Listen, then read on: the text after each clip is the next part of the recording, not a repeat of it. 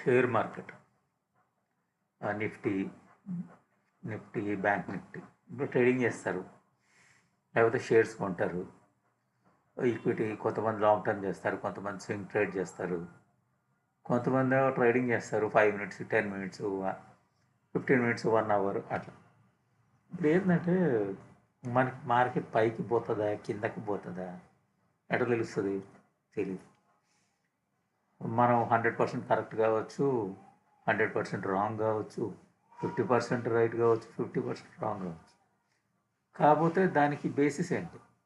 మనం అనుకున్న దానికి మనం ఎంట్రీ అవ్వడానికి ఒక ట్రేడ్లో మనం తీసుకుంటున్నాం అనుకోండి, దాంట్లో ఎంట్రీ అవ్వడానికి బేసిక్స్ ఏంటి, ఎగ్జిట్ అవ్వడానికి బేసిక్స్ ఏంటి, ఈ రెండు తెలియకుండా మనం ఏదైనా ట్రేడ్లో ఎంటర్ అయ్యామనుకోండి, ఏదర్ మనం ఫోమోలో ఎంటర్ అవుతాం. ఫోమో అంటే చాలా పెరిగిపోయింది, చాలా ఏదో అయిపోతుంది, ఇది ఇప్పుడు రూపాయి నుంచి ₹1,00,00,000 అవుతుందని, లేకపోతే అది రూపాయి నుంచి ₹2 అవ్వగానే మనకి ఏంటంటే ఇది ఇంకా మొత్తం ₹2 నుంచి ₹1 అవ్వగానే ఇది సంగనాగిపోయింది, మొత్తం కింద పోయింది అని ఒక ఫీలింగ్ ఉంటుంది.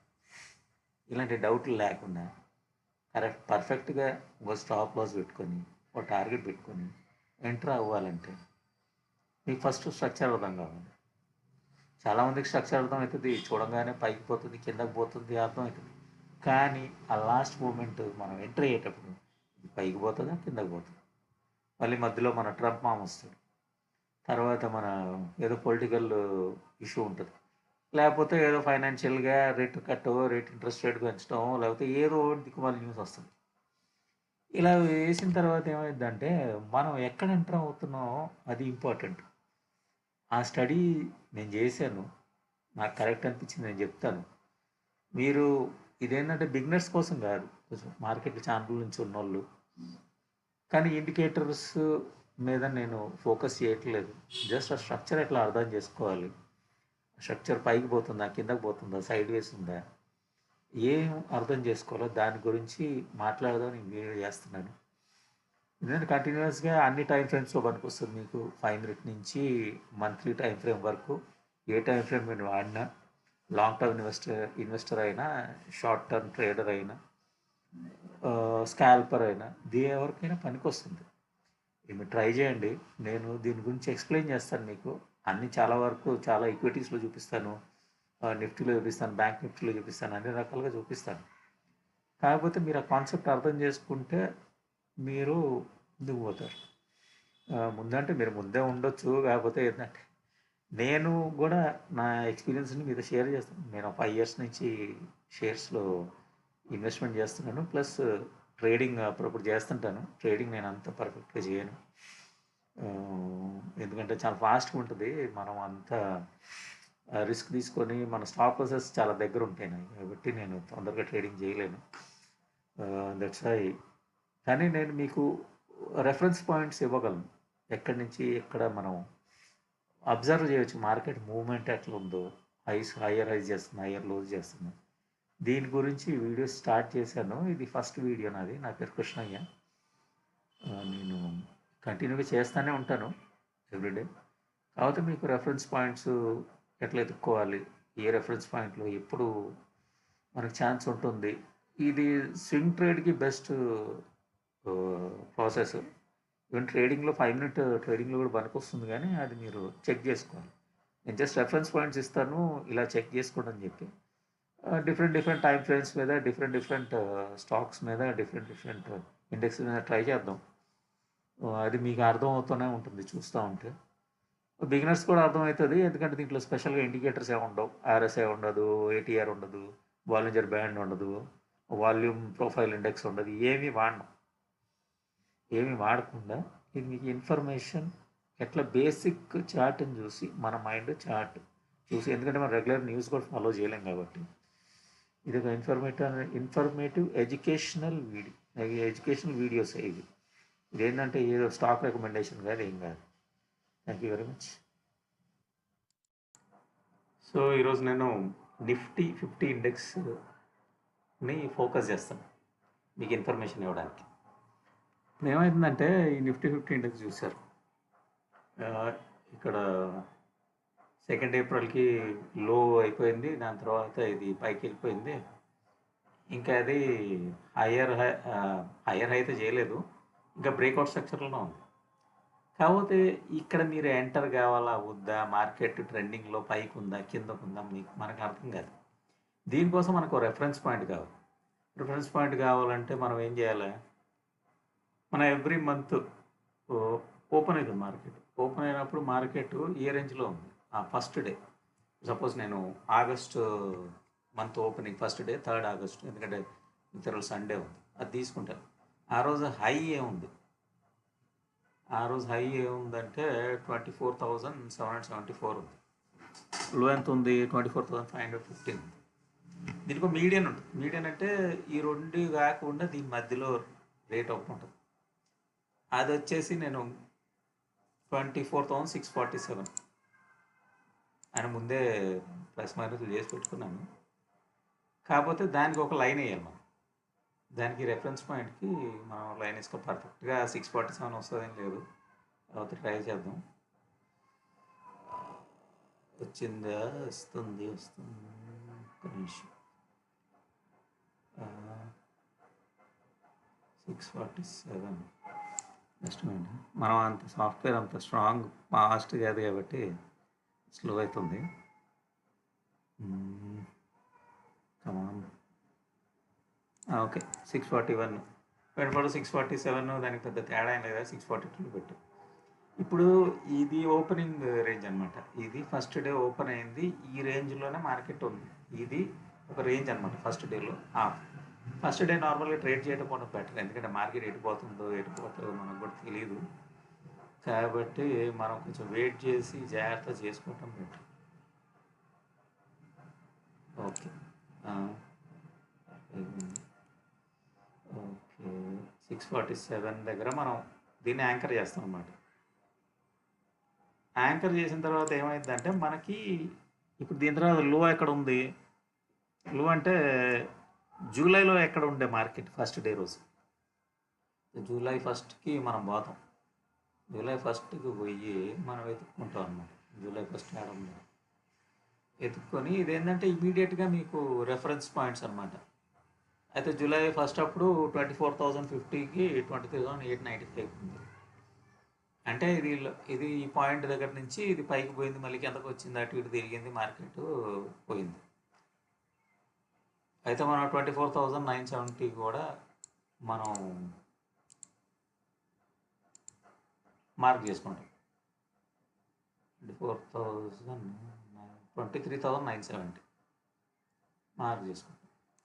ఓకే, ఇప్పుడు మార్క్ అయిపోయింది. ఇప్పుడు ఏంటంటే దీంట్లో మనం మార్కెట్ పైకి పోతుందా కిందకి పోతామంటే, ఇప్పుడు మనకి అర్థమైన విషయం ఏంటంటే ఈ 24,640 పైకి పోవట్లేదు మార్కెట్, 647 పైకి. అంత మార్కెట్ పైకి పోతుంది, కిందకు వస్తుంది. ఇక్కడ మాత్రం 23,970 కిందకు వచ్చింది, కాకపోతే పైకి వెళ్ళిపోయింది.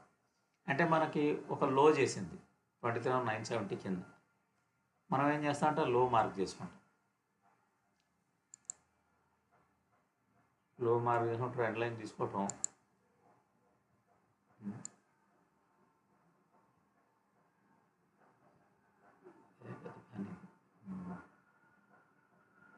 మార్కెట్లో ఉన్నప్పుడేమో బాగానే వస్తుంది, కానీ ఈ టైంలో కొంచెం స్లోగా ఉంటుంది. ఒక్క నిమిషం మళ్ళీ వద్దాం. స్ట్రైట్ లైన్ వస్తే సో మనం ఆ లో పాయింట్ని మార్క్ చేసుకుంటాం. ఇది మీరు మామూలుగా ఏ రోజైనా చేసుకోవచ్చు. ఈరోజే సండే రోజు చేసుకుంటే మీకు మండే రోజుకి మనకు వస్తుంది. ఒకసారి మీ హోంవర్క్ చేసుకొని పెట్టుకుంటే అయిపోతుంది. ఇది లో అంటే 25,000 లో హై 2 వేసేది.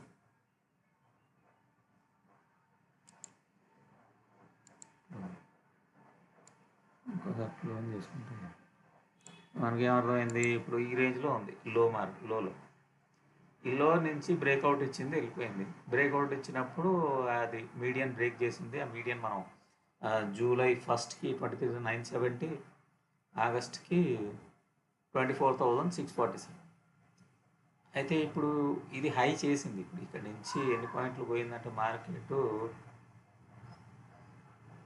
23,891 నుంచి అంటే 23,900 వేసుకుందాం. ఒక 800, 900 పాయింట్లు పైకి పోయింది. ఇప్పుడు 900 పాయింట్లు పైకి పోయింది. ఇప్పుడు మీరు ఎంటర్ అవ్వాలా వద్దా? ఇదేంటంటే మనం నిఫ్టీ మీద ఎందుకు స్టడీ చేస్తున్నామంటే బేసిక్గా స్టాక్స్ అన్ని నిఫ్టీ కిందకు పోయినప్పుడు కిందకు పోతాయి, పైకి పోయేటప్పుడు పైకి పోతుంది. జనరల్గా ఏమైనా రిజల్ట్ బాగుండి ఏదైనా బాగుంటే అవి ఆ మూమెంట్ ఇస్తాయి.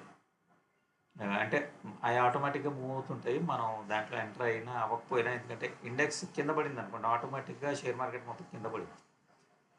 కాబట్టి మనం ఫస్ట్ ఇది మార్క్ చేసుకోవాలి. కానీ దీని హై ఇప్పుడు ఇది మనం ఫిక్స్ చేయలేం. ఏది ఆగస్ట్ 1ది హై కింద ఫిక్స్ చేయలేం, ఎందుకంటే ఇంకా హై ఫార్మ్ కాలేదు, లో కూడా ఫామ్ కాలేదు. ఇక్కడ ఏమైందంటే ఈ 4-5 క్యాండిల్ చేసి ఇది పోయి ఆడ పెద్ద పైన 2 రెడ్ క్యాండిల్, ఒక డోజీ, ఒకటి కిందకి క్లోజ్ ఇచ్చి కిందకి డౌన్కి క్లోజ్ ఇచ్చింది.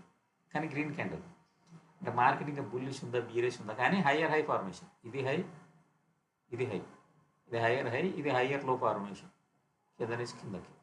ఇప్పుడు మీకు రెఫరెన్స్ పాయింట్ వచ్చింది, ఇది హయ్యర్ హైయా హయ్యర్ లోవా, దీన్ని ఎట్లా వాడుకోవాలో.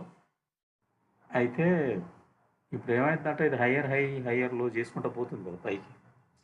సడన్గా ఇది మండే రోజు ఓపెన్ అయ్యి 500 పాయింట్లు ఓపెన్ అయ్యి పైకి ఎక్కడో పోయింది.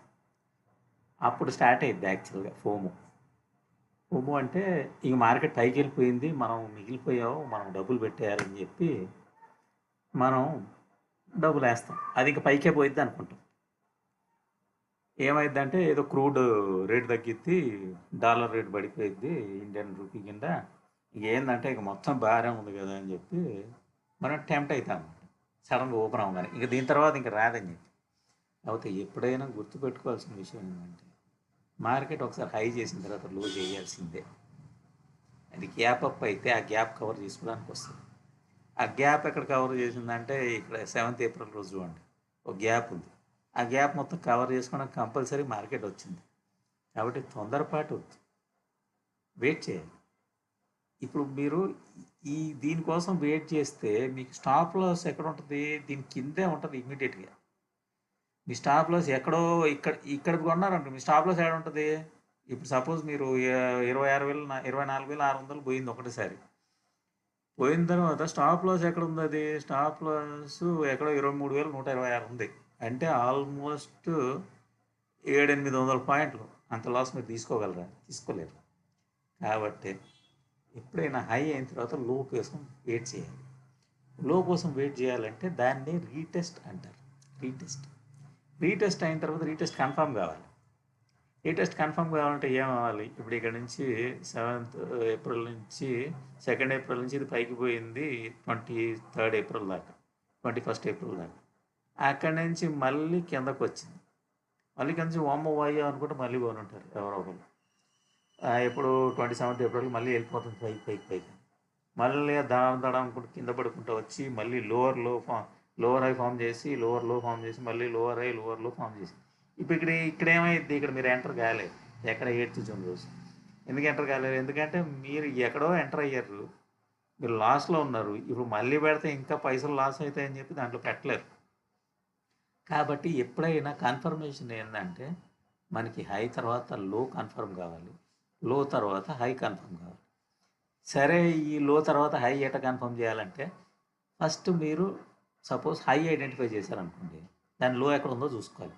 ఇప్పుడు నేను 1st ఆగస్ట్ రోజు హై చూసుకున్న తర్వాత దాని ఇమీడియట్ లో అయింది, అది వచ్చేసి 27th జూలై రోజు. ఈ 27th జూలై లో, కానీ ఇది 1st ఆగస్ట్ మనకి హై కాదు, ఇంకా అది మనకి ఇంకా కన్ఫర్మ్ అవ్వలేదు. అయితే ఈ 24th జూలై రోజుకి ముందు హై ఎక్కడ ఉంది, ఈ మధ్యలో హై మనం తీసుకోలేం. కాబట్టి మనం ఏం చేస్తామంటే 8th జూలై హై తీసుకుంటాం. 8th July high, 7th July high తీసుకుంటాం. 7th జూలై రోజు మార్కెట్ అక్కడి నుంచి కిందకి స్టార్ట్ అయ్యింది, 2 క్యాండిల్ వచ్చింది, కిందకు వచ్చి మళ్ళీ పైకి మళ్ళీ కిందకు వచ్చింది, అది మీకు కనిపిస్తుంది. ఈ 7th జూలై రోజు మనం మళ్ళీ ఇంకో మార్క్ వేసుకుంటాం అనమాట. ఇది హై అనమాట, దీనికి హై. ఇది బ్రేక్ అవుతుందా లేదా చూసుకోవాలి.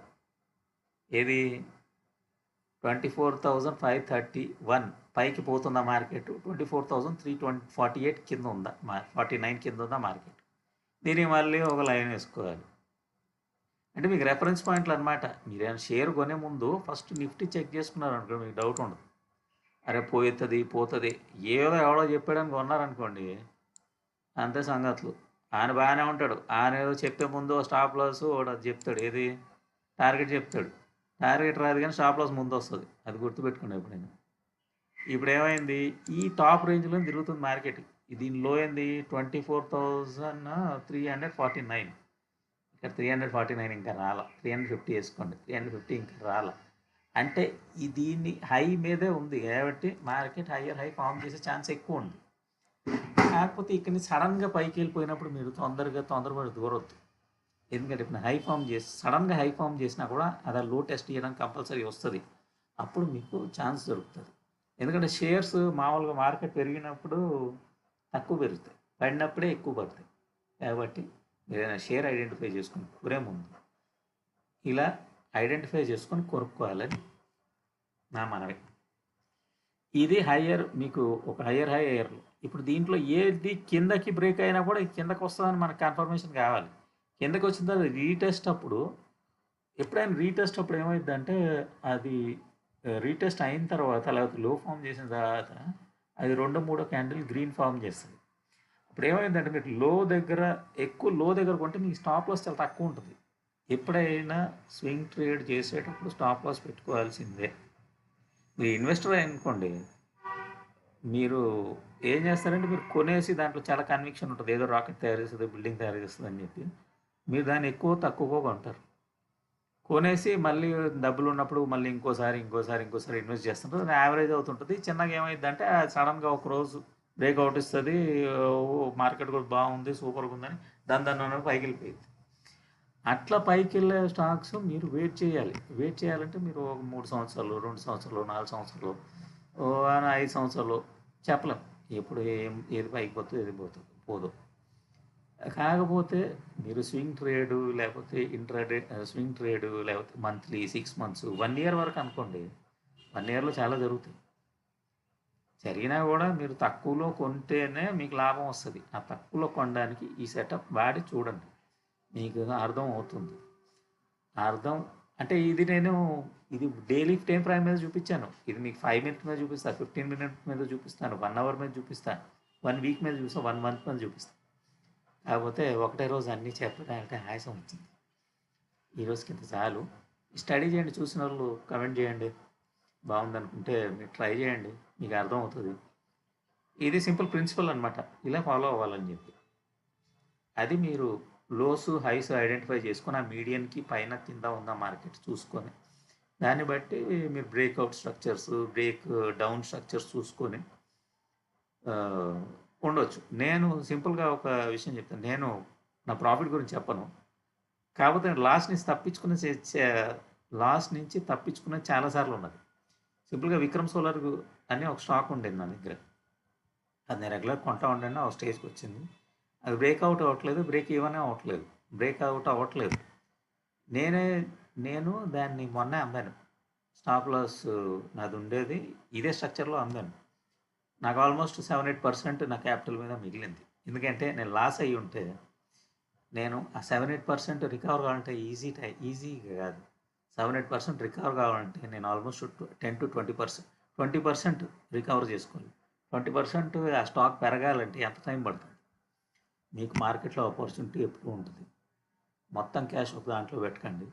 కొద్దిగా క్యాష్ ఎప్పుడు మీ క్యాష్ మీ దగ్గర ఉండాలి. మీ స్ట్రక్చర్ రీడింగ్ స్ట్రాంగ్ ఉండాలి, మీరు ఎంట్రీస్ స్ట్రాంగ్గా ఉండాలి, స్టాప్ లాస్ పెట్టుకొని వెళ్ళాలి, టార్గెట్లు పెట్టుకోవాలి. దిస్ ఈజ్ ఎడ్యుకేషనల్ వీడియో కాబట్టి నిఫ్టీని స్టార్ట్ చేశాను. ఇది అబ్జర్వ్ చేయండి, మీకు అర్థమైంది. కామెంట్స్లో చెప్పండి. Thank you very much.